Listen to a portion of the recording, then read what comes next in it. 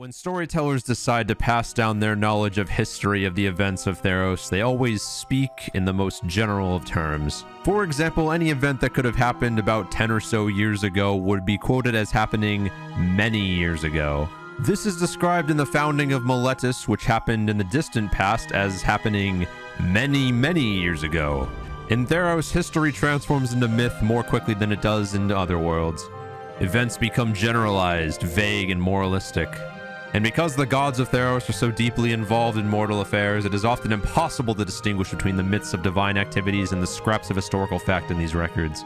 Human history vaguely recalls an era just before the birth of modern human civilization, known as the Age of Trax.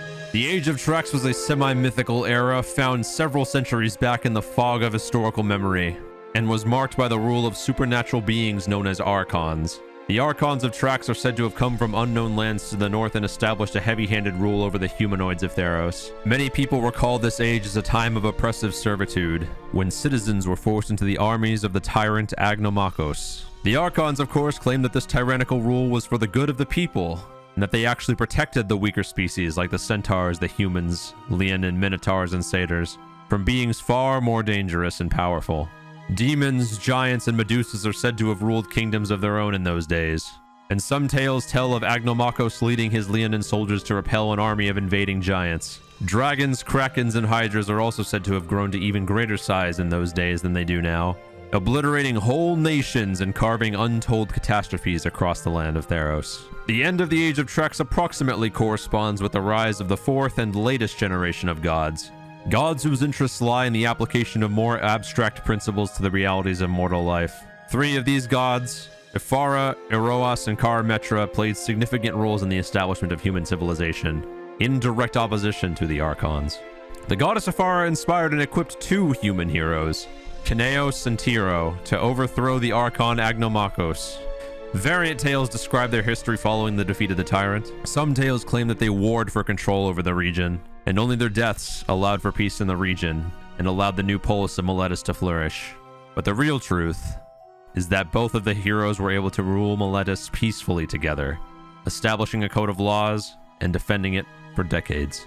After the fall of Agnomachos and the other archons of Trax, minotaurs and humans waged a bloody war in the highlands. The polis of Akros and Scophos were born from that bloodshed, inspired by the martial doctrines of Eroas and Mogus, rather than the legal code of Ephyra.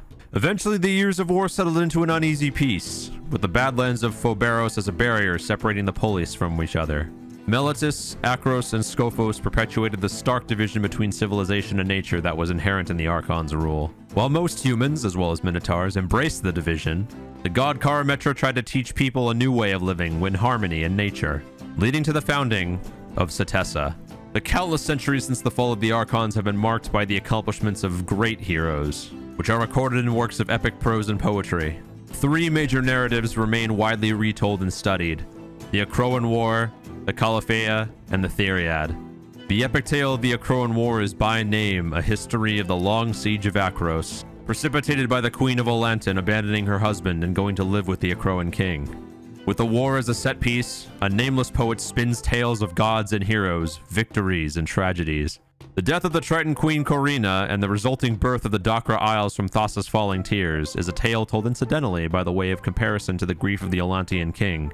The tale of Phenax escaping from the underworld is told to explain the origin of a phalanx of the returned that comes to fight alongside the Olantian forces. And when the Sphinx Oracle Medomai appears and foretells the fall of Olanton, the poet tells of Medomai's earlier prophecy of the destruction of Alephine, a tragedy that could have been averted if anyone believed the Sphinx's dire warning. The Sage of Kalaf the Mariner, told in the Caliphaea, is a more coherent, narrative-focused story on a single hero and her exploits. Known as the greatest mariner who ever lived, Caliphaea was a human trickster from Miletus who sailed a ship called the Monsoon. She was the first mortal to decipher the secret patterns of the winds, and in doing so, provoking Thassa's ire. And she sailed over the edge of the world and into Nyx to claim her place among the stars. The tales of her adventures are a mythic tour of the Dakra Isles and the coastlands of Theros, describing the panoply of creatures, nations, and marvelous phenomena, some of which still exist described in its verses, though others are lost to history or myth. The Theriad is a different sort of epic, closely associated with the worship of Heliod. At a glance, it appears to be about a champion of Heliod who is never named but simply called the Champion. A closer read, though, reveals that the tales take place over the span of centuries, and the identity of the champion changes from tale to tale. In fact, the Theoriad is a compilation of tales describing the exploits of many different champions of the sun god himself. It is widely believed that some tales are actually prophecies of champions yet to come. The Age of Heroes is not yet over, and more epics will surely be sung and written as more heroes take their destinies into their own hands and chart their own courses on their paths to the stars. The heroes of recent memory, Haktos the Unscarred, Siona and her crew on the Pylias, Kythion Iora, Elspeth and Daxos, Anax and Cymade, Ajani Goldmane, and countless others are no less heroic than the protagonists of age-old epics, even if their deeds aren't widely as known. Not yet, at least. Beyond individuals, a Kraken attack on Meletis, the fall of the monstrous Hydra Pulchranos, the Nyxborn assault on Akros, Erebos' Titan felled by Heliod's champion, the apathesis and destruction of the mortal-turned-god Xenagos, the epic events of the recent past are already remembered and retold as mythic deeds. Many of these tales have been thoroughly recorded, yet they are only a fraction of the myths that the people of Theros share.